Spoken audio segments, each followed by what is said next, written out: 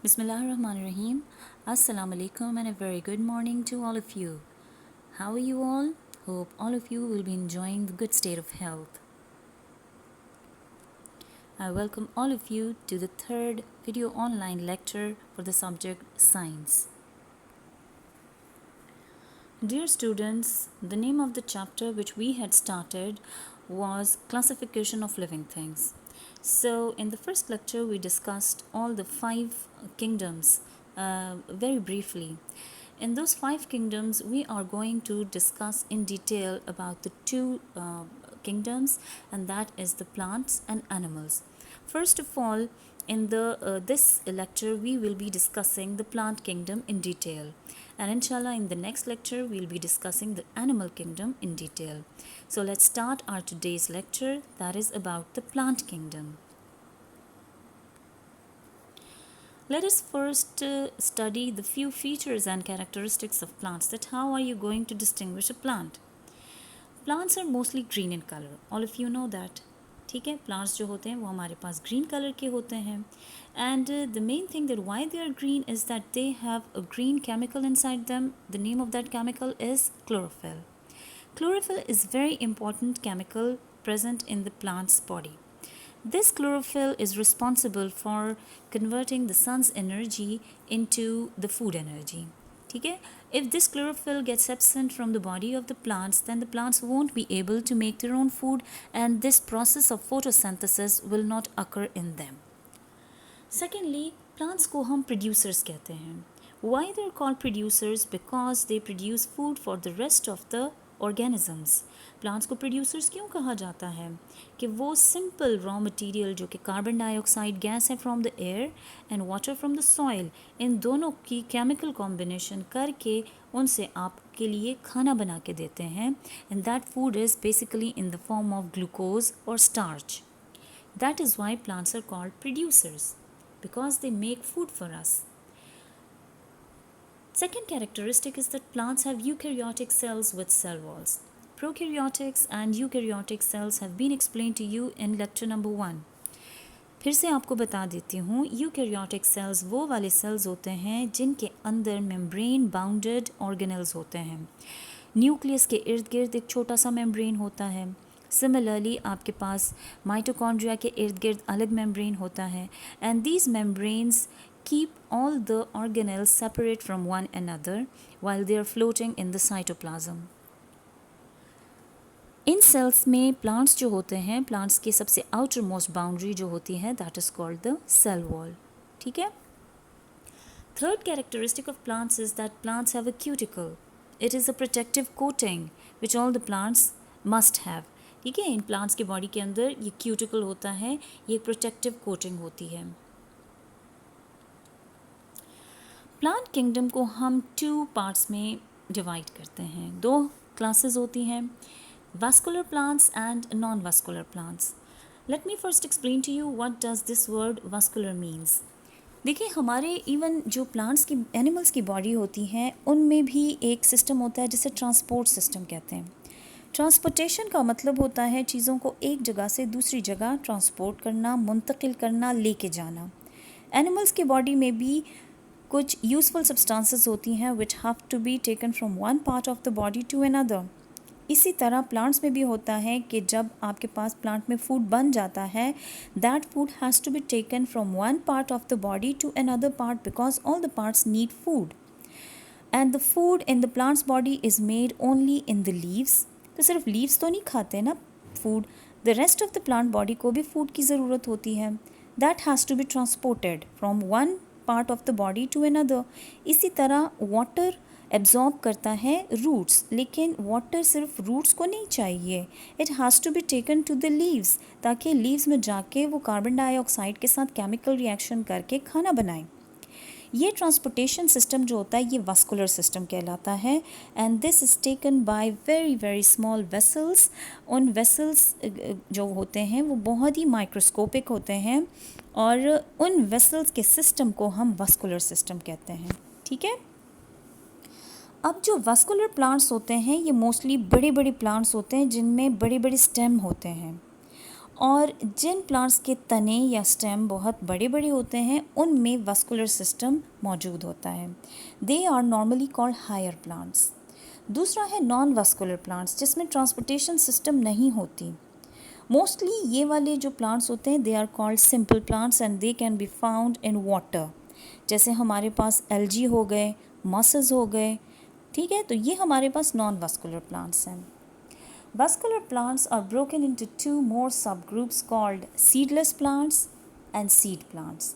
Vascular plants में भी हमारे पास कुछ ऐसे प्लांट्स होते हैं जो कि सीड बेयरिंग होते हैं, उनके फ्रूट में सीड होता है, उन्हें सीड प्लांट्स कहा जाता है। और कुछ ऐसे भी होते हैं जिनमें सीड्स नहीं होते, उन्हें सीडलेस प्लांट्स कहा जाता है।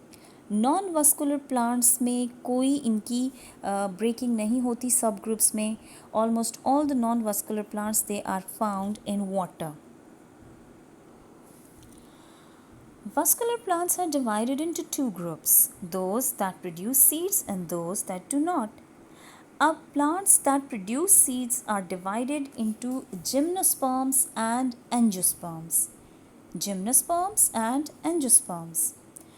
मोस्टली हमारे पास जो जिनमें सीड्स नहीं होते हैं उनकी एग्जांपल में फर्न्स आते हैं, मॉसेस आते हैं एंड हॉर्सटेल्स आते हैं। ये नॉन वास्कुलर प्लांट्स होते हैं। Let's discuss those plants which have seeds. अब सीड क्या होता है? देखें, seed is the main thing which helps in reproduction of the plant. Seed is a structure that contains a plant embryo and a supply of food inside a protective coating. Embryo word is new for you. Embryo means a baby plant inside the seed. हर एक seed के अंदर एक छोटा सा plant होता है, छोटा सा बेबी प्लांट होता है, उसे हम एम्ब्रियो कहते हैं। और ये हमारे पास हर एक सीड के अंदर होता है। इनएक्टिव होता है। इनएक्टिव का मतलब होता है कि ये सो रहा होता है। How it can be made active? When you soak this seed inside water, तो ये पानी को सोक अप करके जाग जाता है, एक्टिव हो जाता है, and only then it comes out of the seed. Seed की बहुत ही एक टफ सी कवरिंग होती है, सबसे आउटर मोस्ट कवरिंग होती है, उसको कहते हैं सीड कोट। ये सीड कोट टफ कवरिंग हमारे पास सीड के अंदर क्यों होती है? It's basically to protect the plant embryo which is present inside it. When you soak this seed in water, तो ये हमारे पास ये सीड जो होता है इसके अंदर एक छोटा सा होल होता है, उस होल के ज़रिए वो पानी उस सीड के अंदर एंटर हो जाता है and then the embryo becomes active. अब जब वो एक्टिव हो जाता है, जाग जाता है, then it needs more and more water and food. तो वो फूड फिर कहाँ से उसको मिलता है ताकि वो बड़ा सा प्लांट बन सके? वो फूड इसको स्टोर्ड फूड जो कि हमारे पास सीड के अंदर मौजूद होता है वो प्रोवाइड करता है। ठीक है, once the plant comes out of the seed और इसके लीव्स बन जाते हैं तो फिर ये अपना खाना खुद बनाना शुरू कर देता है। आपने देखा होगा कि हमारे पास सीड्स दो तरह के होते हैं। एक ऐसा सीड होता है कि जिनको आप तोड़ सकते हैं, मतलब उसके दो हिस्से होते हैं। जैसे आपके पास पीनट है, तो पीनट जब आप निकालते हैं तो उसके आपके पास दो साइड्स हो जाते हैं। इसी तरह बीन्स होते हैं जिन्हें आप आम ज़ुबान में लोबिया कहते हैं। तो वो बीन्स जो होते हैं उनको भी जब आप सोक करके रखते हैं और ओपन करते हैं, उनके भी आपके पास दो हिस्से हो जाते हैं। ठीक है, इन हिस्सों को कहते हैं सीड लीव्स या कॉटिलीडन। सीड लीव्स या कॉटिलीडन। कुछ हमारे पास ऐसे सीड्स होते हैं जिनमें सिंपल एक ही सीड लीफ होता है या एक ही कॉटिलीडन होता है। On this basis the plants have been divided into two groups. एक को कहा जाता है मोनोकॉटिलीडन्स और दूसरे को कहा जाता है डाइकॉटिलीडन्स।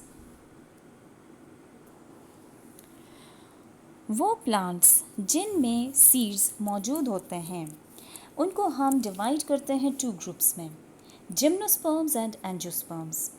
जिम्नोस्पर्म्स में हमारे पास जो सीड्स होते हैं वो मोस्टली इनक्लोज नहीं होते, मतलब वो फ्रूट के अंदर नहीं होते, वो नेकेड होते हैं, नज़र आते हैं।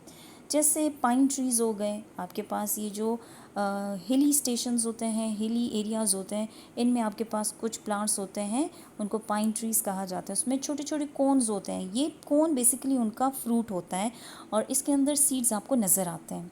उनमें नेकेड सीड्स होते हैं। नेकेड सीड्स वाले प्लांट्स को जिम्नोस्पर्म्स कहते हैं। और कुछ हमारे पास, बल्कि मोस्टली हमारे पास ऐसे फ्रूट्स होते हैं जिनके अंदर सीड्स होते हैं, उनको हम खाते हैं। जैसे मैंगो का सीड उसके अंदर होता है, एप्पल्स के सीड्स उसके अंदर होते हैं, लेमन्स, ऑरेंजेस, वाटरमेलन, इन सब के सीड्स इनके फ्रूट के अंदर होते हैं। Their seeds are enclosed in a fruit. Such kind of plants they are called angiosperms. Angiosperms में जो आपके पास सीड्स होते हैं, they are enclosed in a fruit and they bear flowers, whereas gymnosperms, in gymnosperm they bear cones and their seeds are not enclosed in a fruit. अब हम थोड़े से कैरेक्टरिस्टिक मोनोकॉटिलीडन्स या मोनोकॉट्स के पढ़ते हैं। आपको मैंने पहले भी बताया कि मोनोकॉट्स वो वाले प्लांट्स होते हैं कि जिनके सीड में सिर्फ एक सीड लीफ होता है, उनको मोनोकॉट कहते हैं। इस मोनोकॉट प्लांट्स की पहचान क्या होती है? उनमें एक कॉटिलीडन होता है। Simple one cotyledon is present in monocots.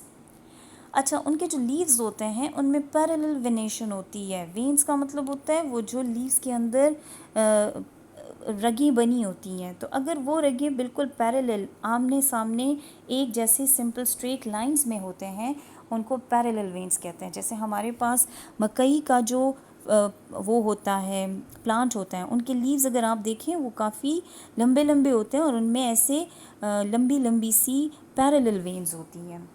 अच्छा, उनके फ्लावर्स के अंदर आपके पास मल्टीपल्स ऑफ 3 पेटल्स होने चाहिए। मतलब इतने पेटल्स हो या 3 हो या 3 पे डिवाइड होता हो, तो उतने पेटल्स होते हैं। ये भी एक पहचान है। फिर अगर आप उसका स्टेम काट के देखें और उसको अंदर से माइक्रोस्कोप में देखें, तो उसमें जो आपके पास वास्कुलर वेसल्स होते हैं, वास्कुलर बंडल्स मींस वो वाले वेसल्स जो कि ट्रांसपोर्ट का काम करते हैं, वो आपके पास स्कैटर्ड होते हैं, बिखरे हुए होते हैं। ठीक है, ये 4 कैरेक्टर्स होती हैं मोनोकॉट्स की। बिल्कुल इसी तरह डाइकॉट्स की पहचान ये होती है कि डाइकॉट्स में जो सीड्स होते हैं उनमें 2 कॉटिलीडन्स होते हैं, सच एज बीन्स, ग्राम, पीनट्स, आलमंड्स, इनमें 2 कॉटिलीडन्स होते हैं। इनके लीव्स जो होते हैं उसमें नेट लाइक वेनेशन होती है। मींस कि इनके जो पत्ते होते हैं, उन पत्तों के अंदर जो आपके पास वेन्स होती हैं वो बिल्कुल जाल की तरह बिखरे होते हैं। एंड फ्लावर्स की बात करते हैं तो इनके फ्लावर्स के अंदर जितने पेटल्स होते हैं, जितनी पत्तियां होती हैं, अगर आप उनको गिने, they will be the multiples of 4 और 5।